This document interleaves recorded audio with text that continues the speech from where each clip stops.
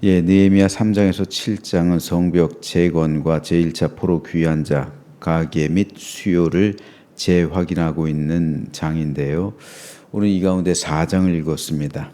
4장 크게 세 문단으로 나눌 수 있습니다. 6절까지는 산발랏의 조롱을 통한 성벽 재건 방해와 지속된 성벽 재건 공사를 기록하고요. 7절에서 14절은 군사적 위협을 통한 대적들의 성벽 재건 방해 계획 그리고 느헤미야의 대처를, 15절에서 23절은 대적들의 군사적 위협 속에서 진행된 성벽 재건 공사의 양상에 대해서 기록하고 있습니다. 이 당시 이스라엘 백성들의 총 인구는 남성들을 기준으로 약 5만 명 남짓 됐습니다. 경제적인 여건도 좋지 않았고요. 인구도 적었습니다. 세금은 과중했고 주변 족속들은 약탈을 자행했습니다. 하루하루 매우 어려운 처지에 살고 있었어요.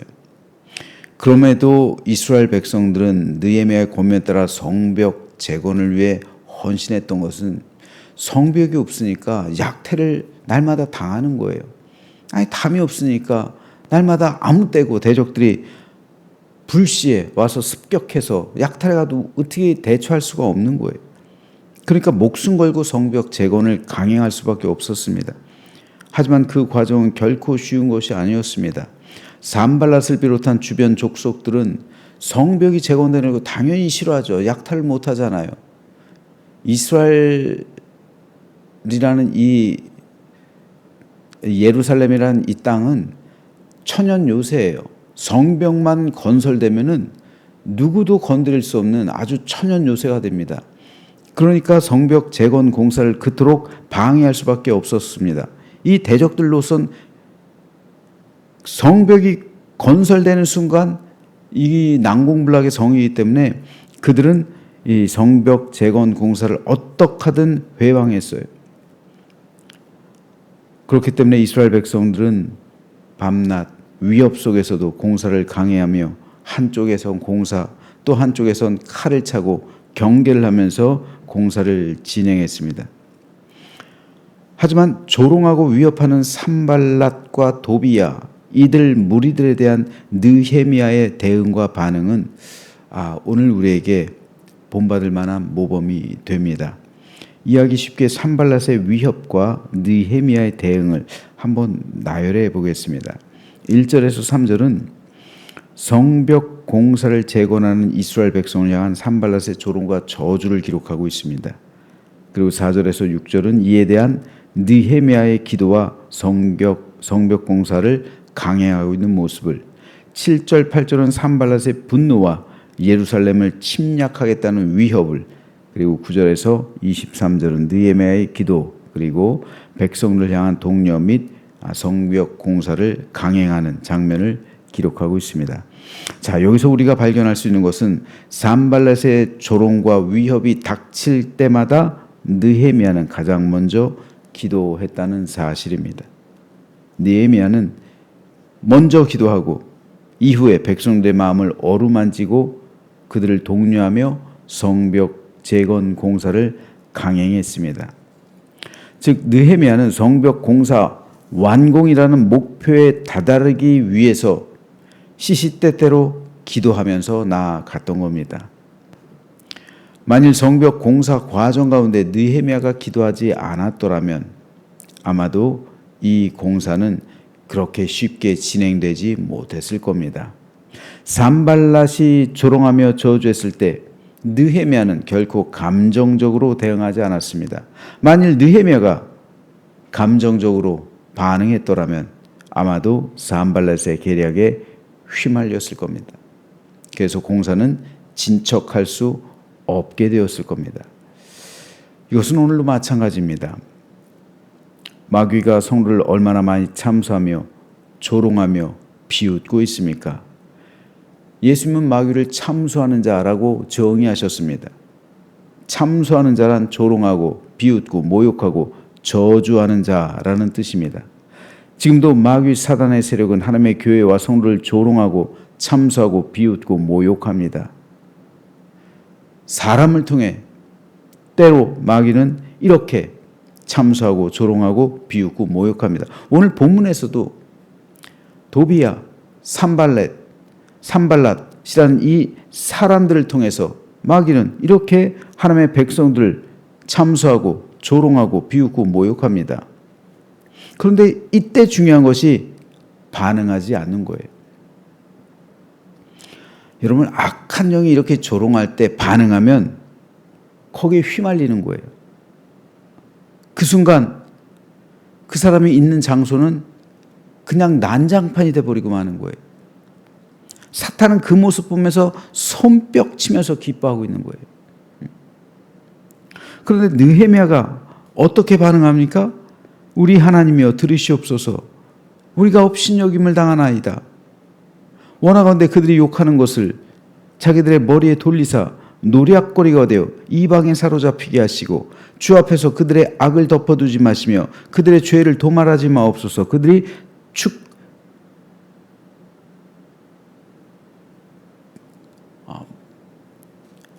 뭐가 빠졌어요. 그죠? 건축하는 자 앞에서 주를 노하시게 하였음이니이다. 이렇게 느헤미야는 하나님께 그들을 맡겼어요. 던졌어요. 기도란 자기의 문제를 하나님께 던지는 거잖아요. 하나님께 맡기는 거잖아요.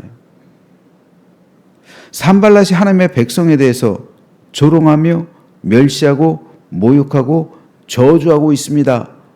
라고 하나님께 그 문제를 던졌단 말이에요. 내가 갚지 않았단 말이에요. 만일 느헤미야가 직접 반응하고 대응했다면 그 싸움에 휘말렸을 거예요. 그 싸움에 휘말리니라 성벽 재건은 이루지 못했을 겁니다. 하지만 이 문제를 전능하신 하나님께 맡겼어요. 산발랏의 이 조롱과 모욕과 핍박과 이 모든 것을 하나님께 던졌어요. 그랬을 때 산발랏은 하나님의 문제가 되는 거예요. 여러분, 우리가 기도하는 순간 내 문제는 더 이상 내 문제가 아니라 하나님의 문제가 되는 거예요. 그 사람은 내게 내 원수가 아니라 하나님의 원수가 되는 거예요. 이것이 성도의 가장 큰 무기입니다. 여러분, 하나님을 원수로 삼는 사람이 어떻게 잘 되겠으며 어떻게 무사하겠습니까? 아수르의 랍사게가 하나님의 백성들 모욕하고 조롱했을 때 히스기야가 랍사게가 보내온 그 편지, 사네립이 보낸 그 편지를 가지고 펼쳐놓고 하나님의 성전에서 기도하잖아요. 그 순간 하나님께 그걸 토스하는 거예요. 넘기는 겁니다. 하나님의 원수가 된 거예요. 하나님을 조롱하는 겁니다. 그날 밤 아수르의 군사 18만 5천 명이 죽임당했어요. 바로 이겁니다. 하나님의 교회와 성도를 모욕하고 조롱하고 저주하며 핍박할 때 그때 반응하게 되면 그건 내 싸움이 되는 거예요.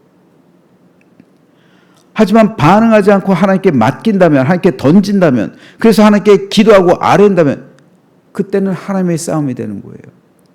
여러분, 내가 사탄과 싸워서 이기는 게 아니에요. 내가 무슨 힘이 있어서.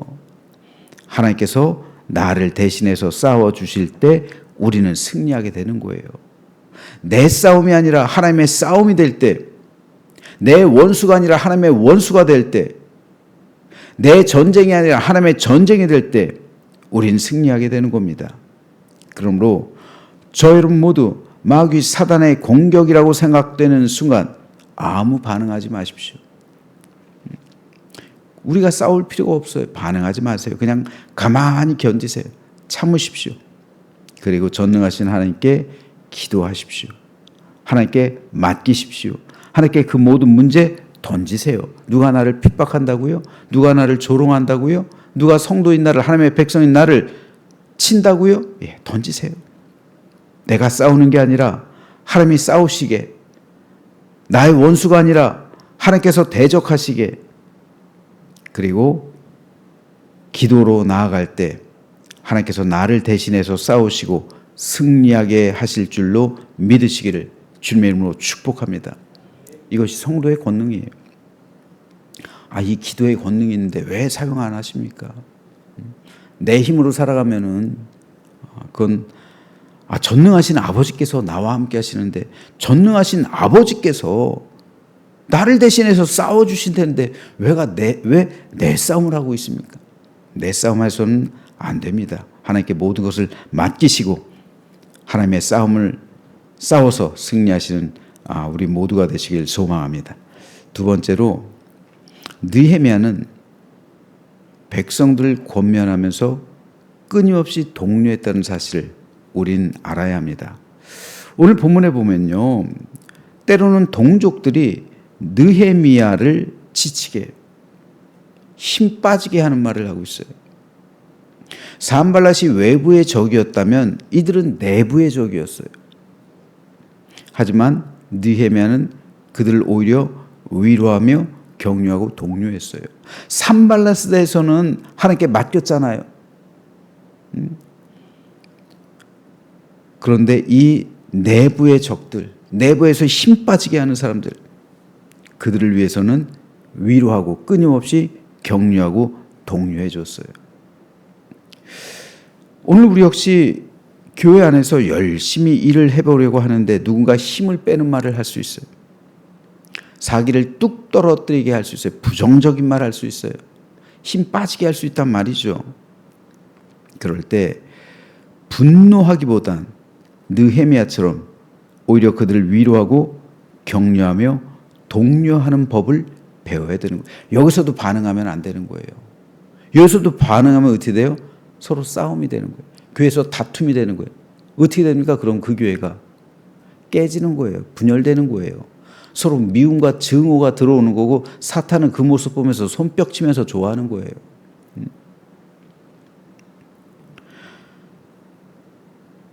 우리도 사람이니까 때로 잘못 판단할 때도 있어요.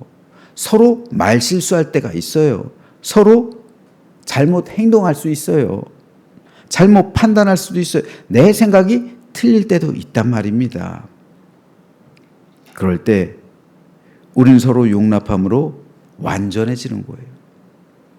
그래서 함께 우리가 천국을 가야죠. 그래서 천국 공동체를 이루어야 하나님의 교회가 하나님의 교회다워지는 겁니다.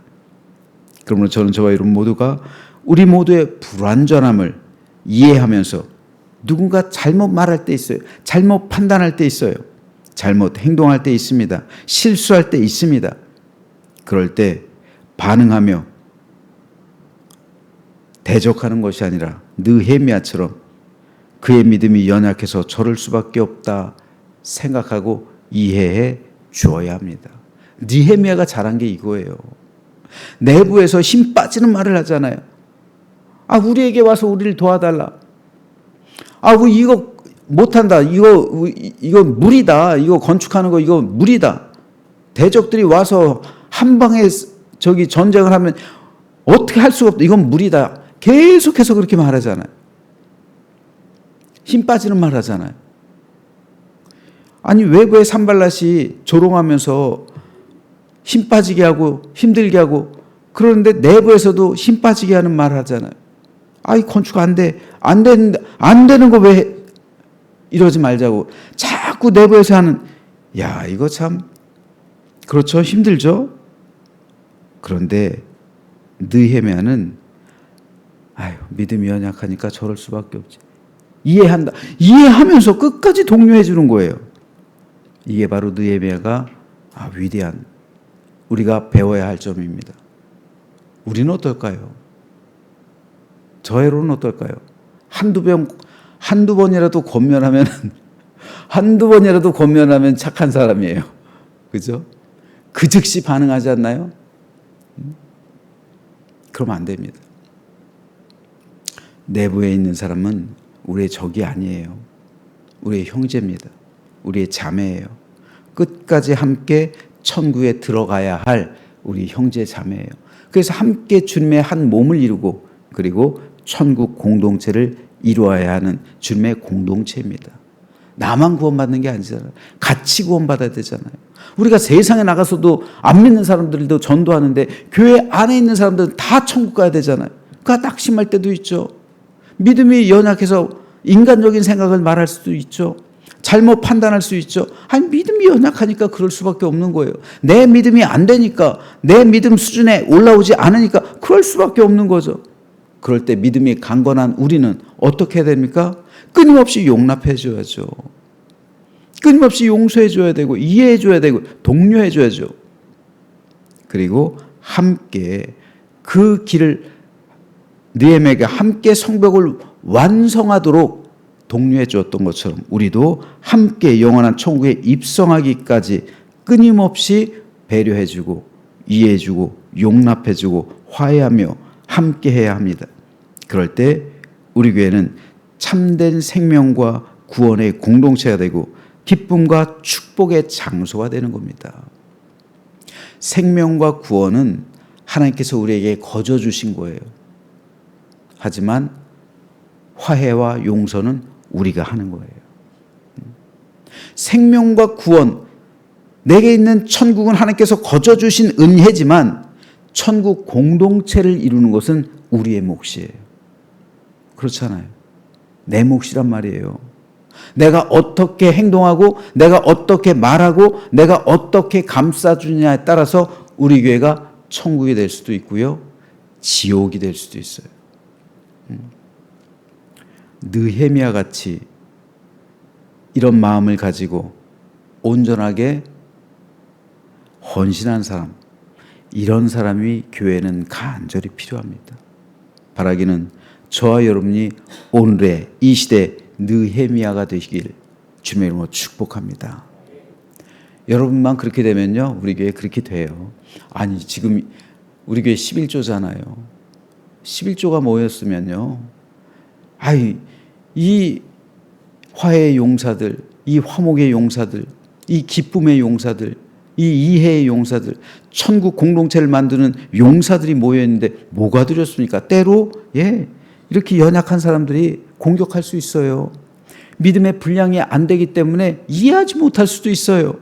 하지만 끊임없이 독려해주고 서로 격려해주고 용납해주면서 화해와 화목을 이루는 천국 공동체, 그거는 우리들이 해야 할 사명이요, 그리고 우리들이 이루어야 할 직분이요, 그리고 함께 걸어가야 할 우리의 공동 책임이라는 것을 기억하면서 사랑과 은혜와 감사, 평강이 넘치는 우리 교회를 천국 공동체로 만드시기를 주님의 이름으로 축원합니다.